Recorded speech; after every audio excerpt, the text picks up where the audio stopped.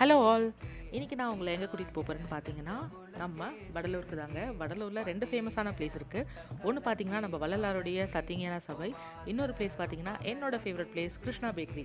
இங்கே ஈவினிங் டைமில் கிடைக்கக்கூடிய சூடான பாதாம் பால் நிறைய பேருக்கு பிடிக்குங்க. இந்த சரௌண்டிங்கில் இருக்க எல்லாருக்குமே தெரியும்னு நினைக்கிறேன். ஸோ அதுக்காக தான் நம்ம இங்கே ஒரு ஸ்டாப்பு போட்டிருக்கோம். இன்றைக்கி நாங்கள் ஈவினிங் போகும்போது இங்கே பாதாம் பால் குடிச்சிட்டு போனோம். சரி, அது ஒரு வீடியோவாக போட்டால் நிறைய பேருக்கு யூஸ்ஃபுல்லாக இருக்குன்றனால நான் அதை வீடியோ எடுத்திருந்தேங்க.